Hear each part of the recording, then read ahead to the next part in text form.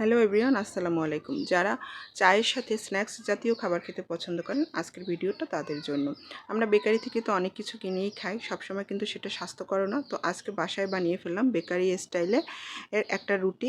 এটা অবশ্যই বন রুটির মতো সব কিছু নিতে হয়, মানে ইনগ্রিডিয়েন্টগুলো সবই বন রুটি, শুধু শেপটা একটু ভিন্ন। তো আমি এখানে নিয়ে নিয়েছি একটি ডিম এবং 2 টেবিল চামচ পরিমাণে সয়াবিন তেল। আমরা রেগুলার যে সয়াবিন তেলটা ব্যবহার করি ওটা নিয়ে নিয়েছি, আর নিয়ে নিয়েছি চিনি। এখানে আমি 4 চামচ চিনি ব্যবহার করেছি। আপনারা যদি কেউ বেশি মিষ্টি খান তাহলে কিন্তু চিনির পরিমাণটা বাড়িয়ে দিতে পারেন। এখন আমি ডিম, তেল আর চিনিটা ভালোভাবে মিশিয়ে নেব। এখানে ভালোভাবে মিশাতে হবে যেন চিনির দানাগুলো থেকে না যায়। এরপরে দিয়ে দিলাম মেজারমেন্ট কাপের 1 কাপ পরিমাণে ময়দা। আর ময়দা এখানে কিন্তু ময়দাটা ব্যবহার করাই ভালো হয়। তারপরে দিয়ে দিলাম ইস্ট 1 টেবিল চামচ পরিমাণে।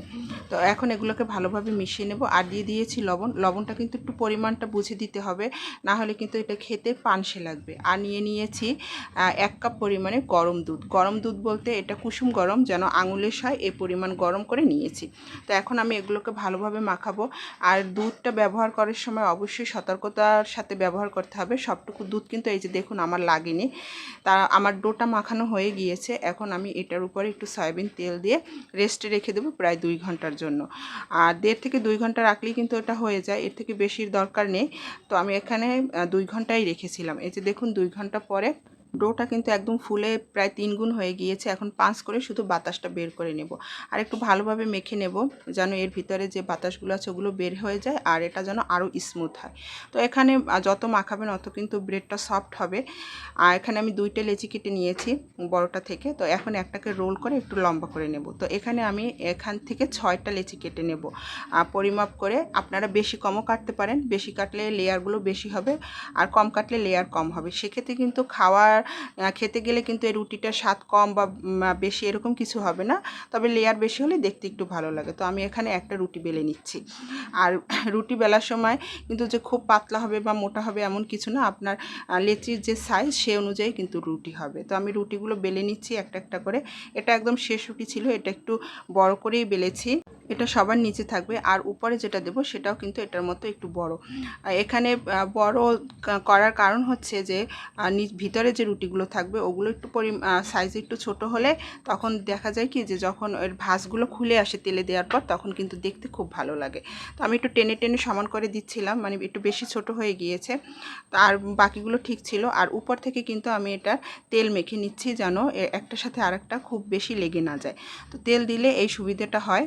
তো সবগুলো রুটি আমার দেয়া শেষ। এখন উপরেটা একটু তেল ব্রাশ করে নেব। এখন আমি সব রুটিগুলো আবার বেলে নেব।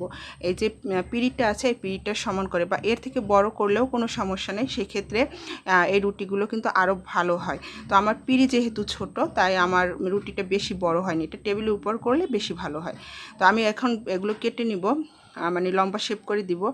4 কোণা করে কেটে নিয়েছি। এখন এগুলোকে আবার ভাগ করে নেব। তো যে যেরকমের রুটিটা হবে, যার যেরকম হবে সেই অনুযায়ী কিন্তু আপনারা ভাগ করে নেবেন।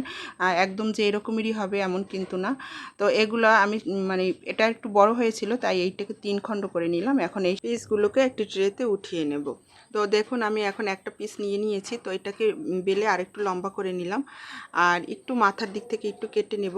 কেটে নিলে হয় কি যখন এটাকে ফোল্ড করব তখন কিন্তু ভিতর থেকে খুলে আসার সম্ভাবনাটা কম থাকে। আমি এখানে একটা চকলেট নিয়েছি আমার ছেলের জন্য, মানে ভিতরে দেব, চকলেট দিলে একটু খেতে ভালো লাগে।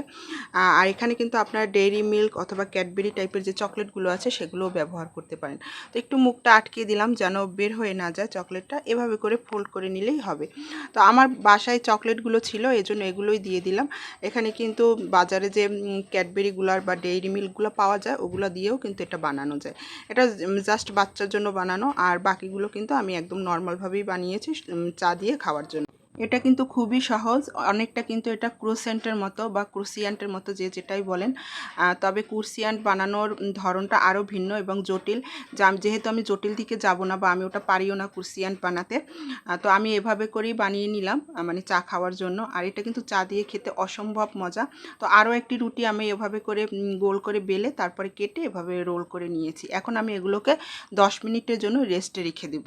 10 মিনিট পরে দেখুন এগুলো কিন্তু ফুলে আবার একদম বড় বড় হয়ে গিয়েছে। তো কড়াইতে তেল দিয়ে দিয়েছি। দেখুন আবার ডাবল হয়ে গিয়েছে কিন্তু 10 মিনিট রেখে দেওয়ার পরে। তো এখন ভাজতে চলে আসলাম। চুলার জাল কিন্তু একদম কমানো, আর তেলের আঁচও কিন্তু একদমই কম। এটা কিন্তু বেশি আছে ভাজা যাবে না, তাহলে কিন্তু উপরের দিক থেকে লাল হয়ে আসবে আর ভিতরটা কাঁচা থেকে যাবে। যেহেতু আমি ইলেকট্রিক চুলায় ভাজছি, তো সেখানে আমি 500 এমপিআরে রেখেছিলাম জালটা একদম কম করে।